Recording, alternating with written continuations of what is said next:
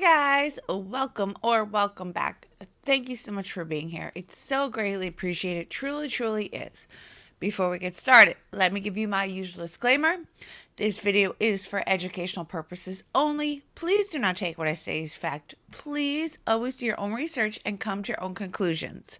Next, if you have not liked, subscribed, or commented yet, please consider doing so. It really helps me out and I really appreciate it. Okay, so today we are talking about Joy Lynn Risker. She was born on July 15th, 1978 in Detroit, Michigan, to parents Charles and Gwendolyn Risker. She was the only child of Charles and Gwendolyn, who decided to divorce when she was 9 years old. After the divorce, Charles decided to move back to his home state of Michigan, and Joy stayed in San Diego, California with her mother. Ever since her father walked out on the family, she was left looking for a father figure in her life. Joy and Gwendolyn were extremely close. They were much more than mother and daughter. They were more like a buy one get one free type deal. Joy would go to church and she would participate in church related activities. Not because she wanted to. At first, she did it just to make her mom happy, but after a while, she began going because of the youth pastor at the church, 27-year-old Sean Goff. She had dreams of enrolling in cosmetology school and becoming a makeup artist. Joy was described as a free spirit, bubbly, positive, fun, smart, creative, open-minded, and non-judgmental. The other side of Joy liked to party and hang out with friends, which her mother was less than happy about, obviously. Because Sean was so beloved and looked up to by the church community, Gwendolyn sought his help to get Joy on the religious path. And because Joy wanted to get closer to Sean, she decided to join the youth group. For context, a youth group is usually held on a Friday night. It's a place for young people to get together, hang out, and have fun, but it also has like a spiritual side to it. It's more or less a place where you can send your child and you pretty much don't have to worry about them because there are chaperones there. Joy would eventually begin working for Sean as his assistant, and the two would be together a lot. Then, after some time, she would begin to look at him as a father figure. When Joy turned 18, she told Sean that she needed to get out of her mother's house and have a little independence.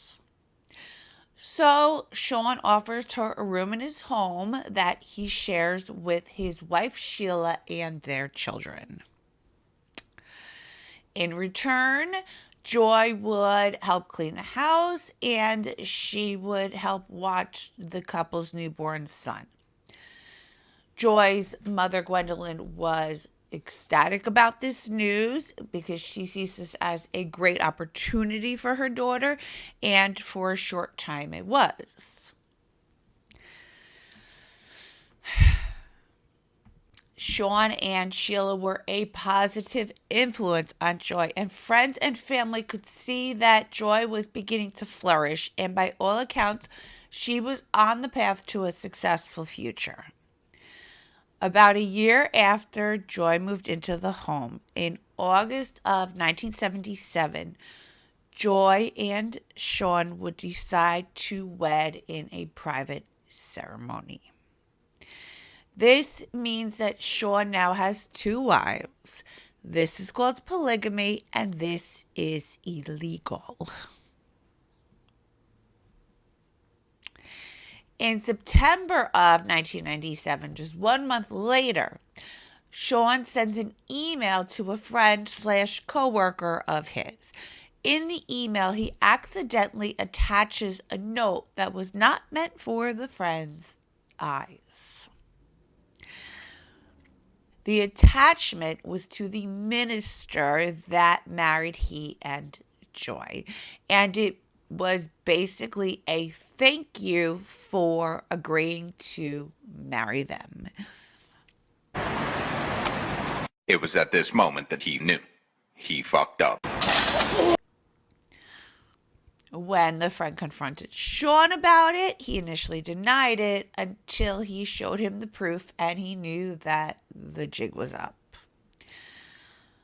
From there, the friend called Sean's brother, who was disgusted by the whole thing, as he should be, and told him to tell Sean that if he doesn't come clean to the church, that the friend will. From there, Sean's brother calls Joy's mother, Gwendolyn, who was equally as disgusted at the situation. This was a man that she trusted, that she trusted with her daughter, and he took full advantage of her child. Somehow, some way, the world may never know how, he was able to convince Gwendolyn that this was a good idea, and she would even come around to the idea of accepting this marriage.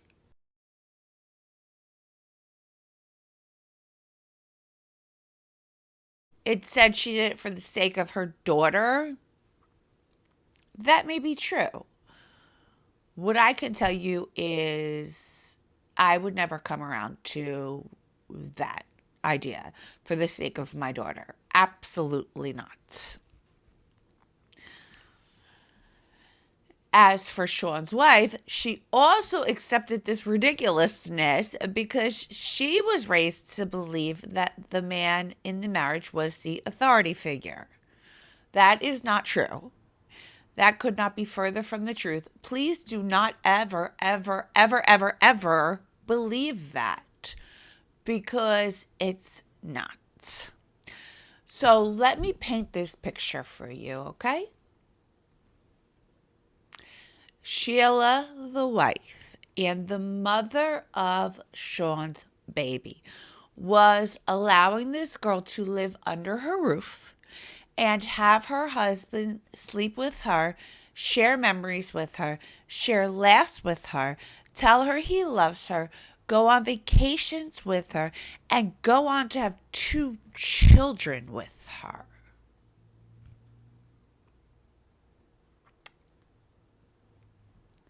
There's nothing okay about this. Nothing. And both women should have had more respect for themselves.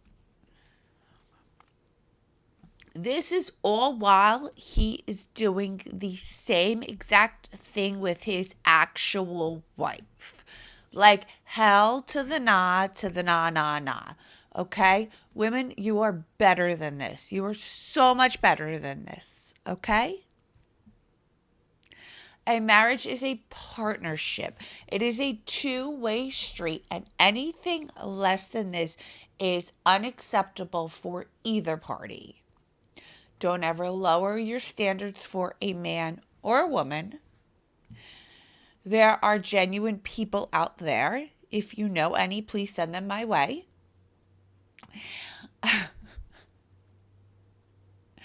And you need to hold yourself to a higher regard.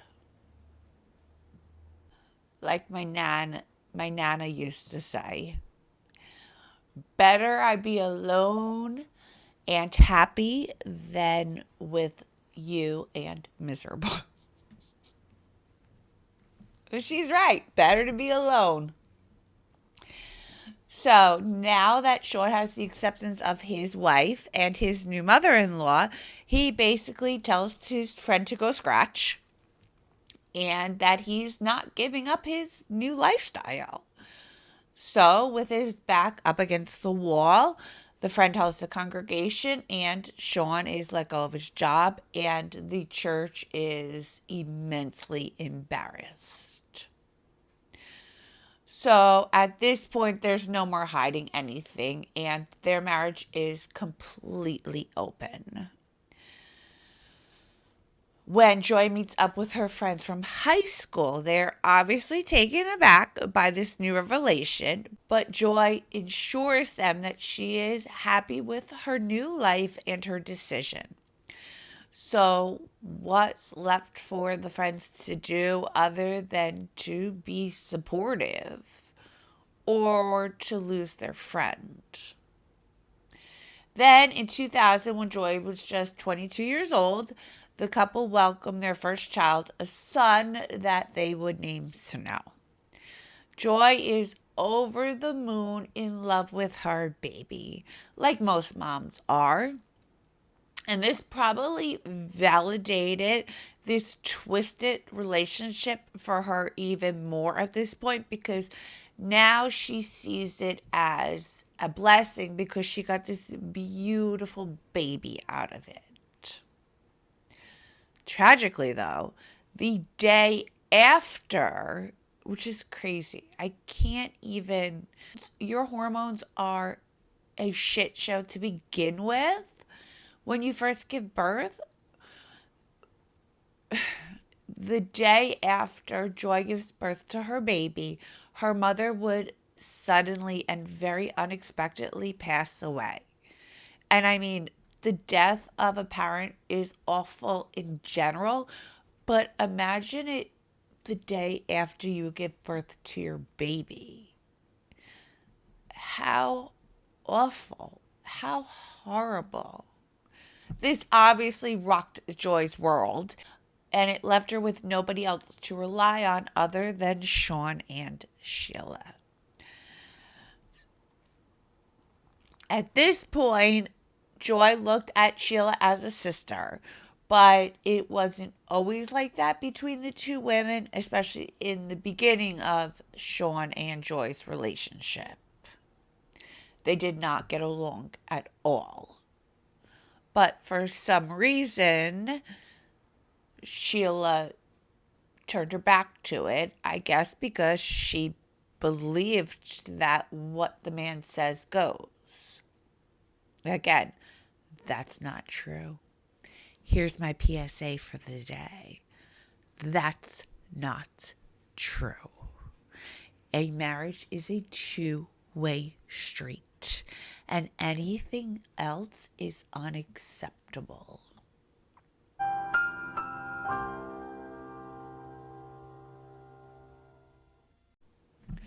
Better to be alone.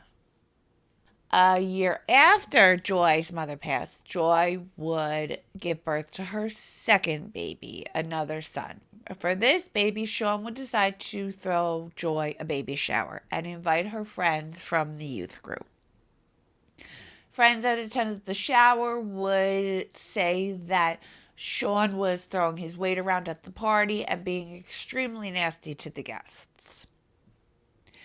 9 months after this, Joy would attend the wedding of one of her high school friends.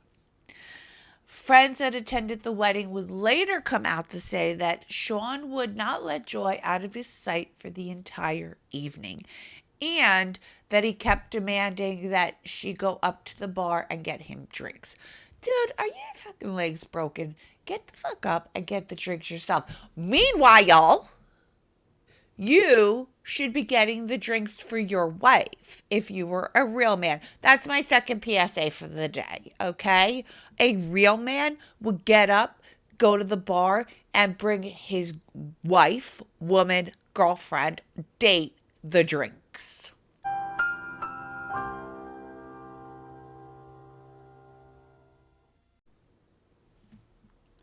Don't lower your standards.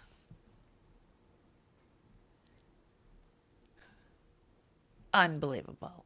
At one point, Joy was able to confide in her friends that she was no longer happy with Sean and her life, but that she didn't want to hurt him. At the end of the evening, Joy and her friends all agreed to get together and hang out again, not knowing that this would be the last time that they would ever see Joy. When Joy fails to answer her friends' calls, they decide to go by the home. After an entire week passes and the friends are still unable to get in touch with Joy, they become concerned.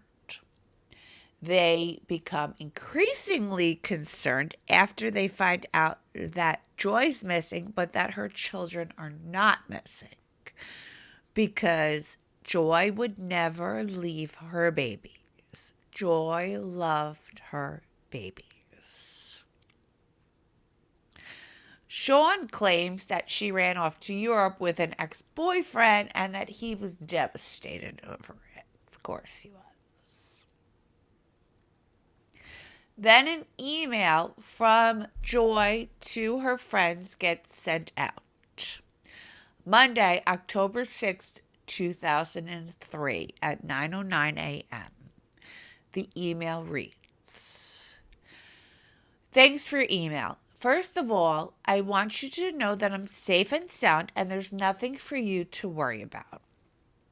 I've been super busy getting things arranged for my trip to Europe and trying to deal with all the emotional baggage left over from San Diego.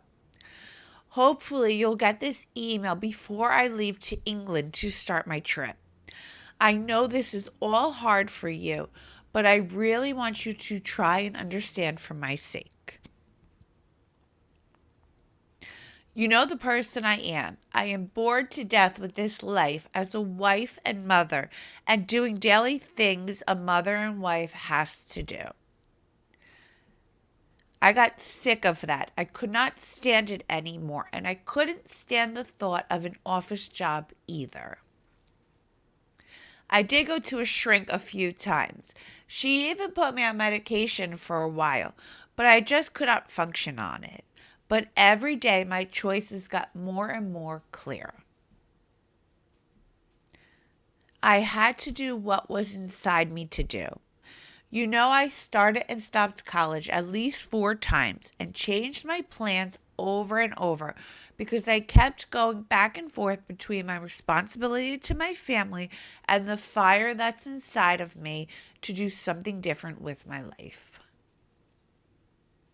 Sean told me I could go to Europe one day, but I just don't believe it will ever happen, and I don't want to be an old lady trying to do what I can do now.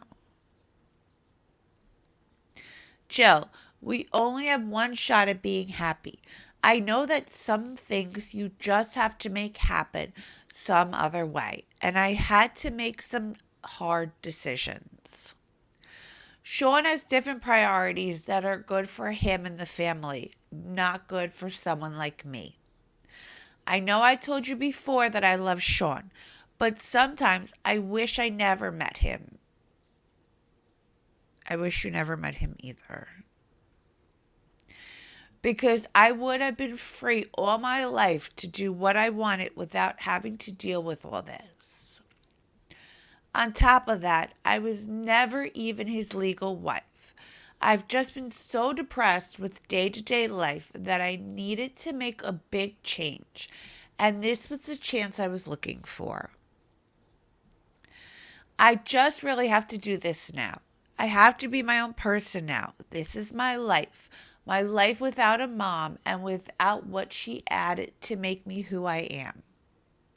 You know, it's not like I left the boys in a crack house and that they are going to fine until I can see them again. I know by now you know about Jason. Well, he's a wonderful person and has helped me a lot and not put any restrictions on me like Sean did. We are going to Europe very soon. We're going to be backpacking through every country we can, starting in England, Ireland, then going to France and so many other places. When we come back, then I'll be able to decide, I think, what to do about the kids, where I want to live, in what part of the country, and all. Who knows? Maybe I'll become a makeup artist in France if I like it there well enough. I can dream, can't I? But being out of that house, I have already realized that it was not the place for me. I'm not cut out for that kind of life day in and day out. Sean and I emailed back and forth, and he assured me that he would not restrict me from seeing the kids when I come back.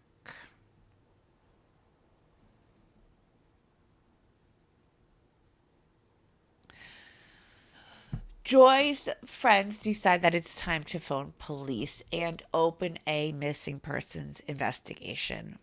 Police speak to multiple friends of Joy, and none of them ever mention to police that she's in a polygamous relationship. So, by the time that police do find out that she is in a polygamous relationship, they're so far into the investigation that they have to go all the way back to the beginning. So, this forces them to lose valuable time. When questioned why nobody ever mentioned that she was in a polygamous relationship, friends responded that they were scared that they would get her in trouble after she did decide to return. So here's the thing. If I'm playing devil's advocate, I don't think that they thought that she was gone because normal people's brains just don't typically go there.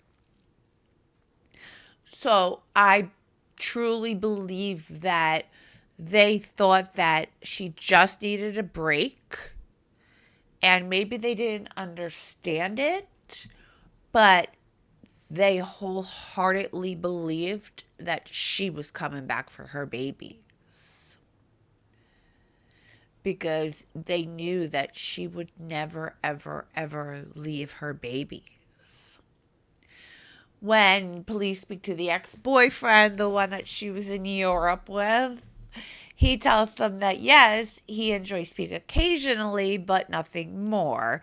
That they never had plans to meet up with each other and that they haven't seen each other in person for years.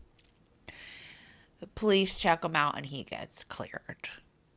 When police go to speak to Sheila, she tells them that Sean asked her to take the children to Santa Barbara for the weekend so that he could have some alone time with Joy to work on his relationship. While she was away with the kids, Sean calls her to tell her that Joy decided that it would be best if she leaves for a little bit, claiming that the pressure of being a mom and a wife was getting to her. He goes on to tell Sheila that when she arrives home, she's going to find a small mess because there was an accident. Oh, was there, Sean? He then tells her to clean up the mess, as he will be unable to because he will be helping Joy move.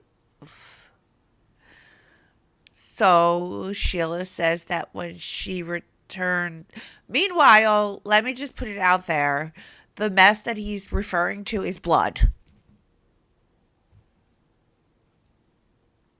So Sheila says that when she returns from Santa Barbara with the kids, she did as she was told, and she never questioned Sean about it.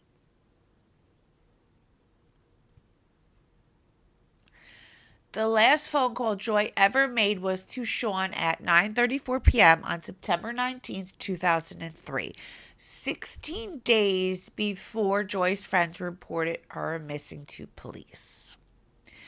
Sean never mentioned this phone call in his initial interview. When pressed about it, Sean said that it was because he had a big fight with her and he left the home.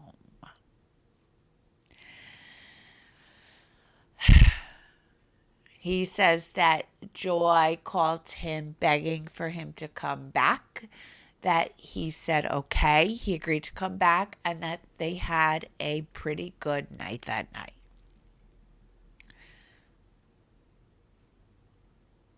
Then he says, which that could be 100% true. I could 100% believe that.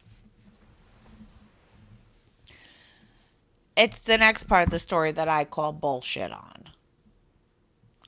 He goes on to say the following morning when he woke up, he saw Joy packing a bag and getting into some guy's car and taking off, claiming he never saw her again. So you're telling me you woke up, you saw your wife packing a bag and getting into the car with a strange man, and you never questioned what the are you doing? Because those would have been the first words out of my mouth. What the fuck are you doing? And where the fuck do you think you're going? You didn't think to ask that question? After speaking to Sheila, police decide to call Sean and ask him if they can stop by the home the following morning. He agrees. But before the following morning comes, Sean would show up at the police station wanting to talk. When he sits down in the interview room, he tells police about his two wives. He then tells police that there was an accident and that Joy was killed. The more they press Sean for information, the more he shuts down before finally asking for an attorney. Police end the interview and they arrest Sean for the murder of Joy.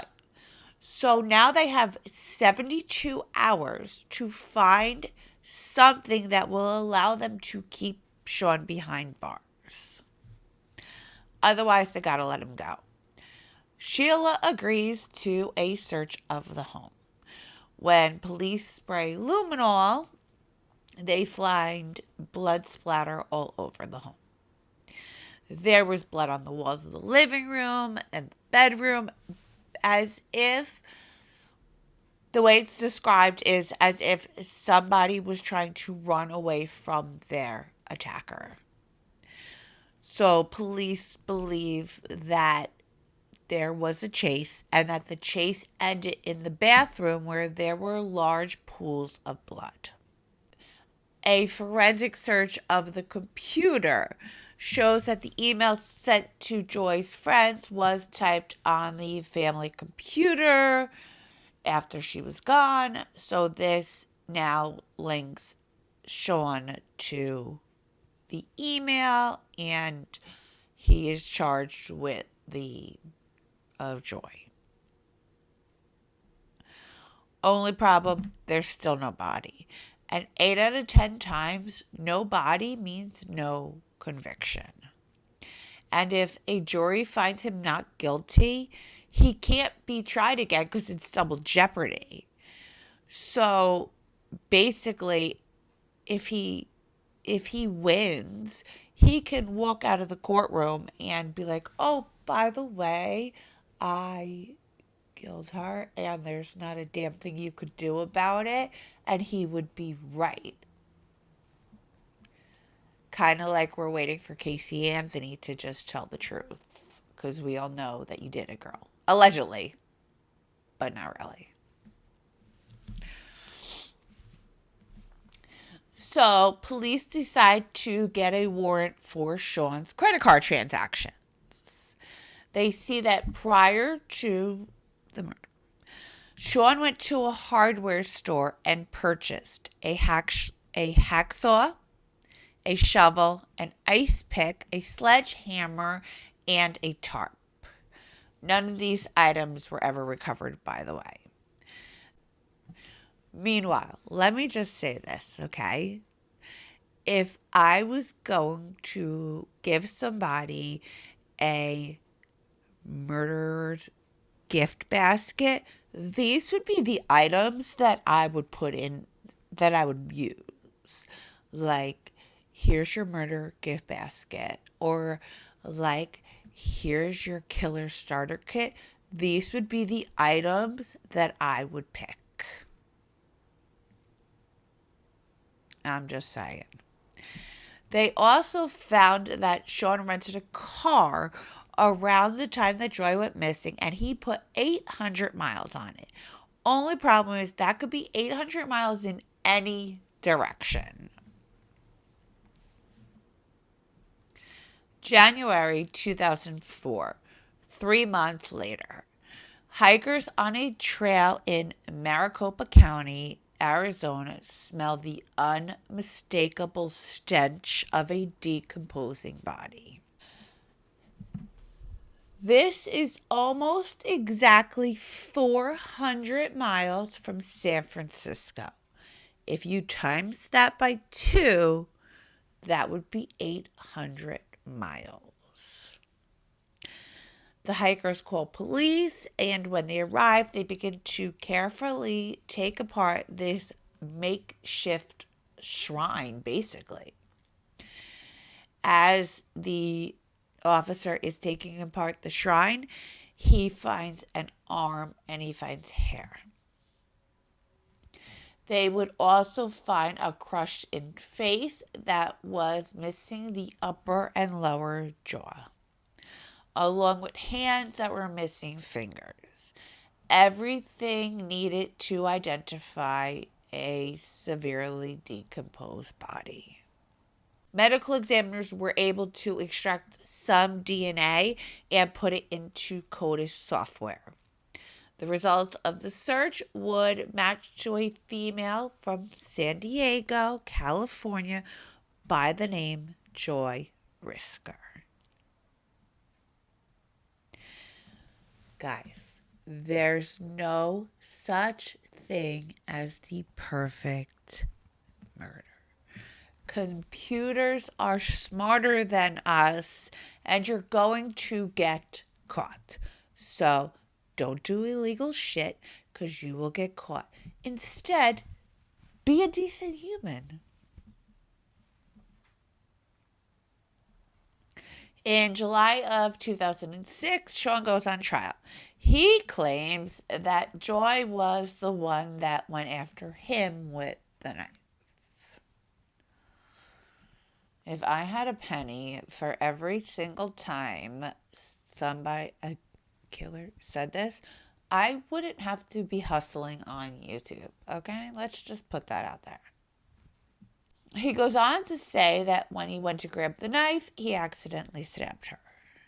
Again, if I had a penny, I wouldn't have to be hustling on YouTube. From there, he panicked and he stabbed her a second time. Only problem is evidence shows that she was stabbed multiple times.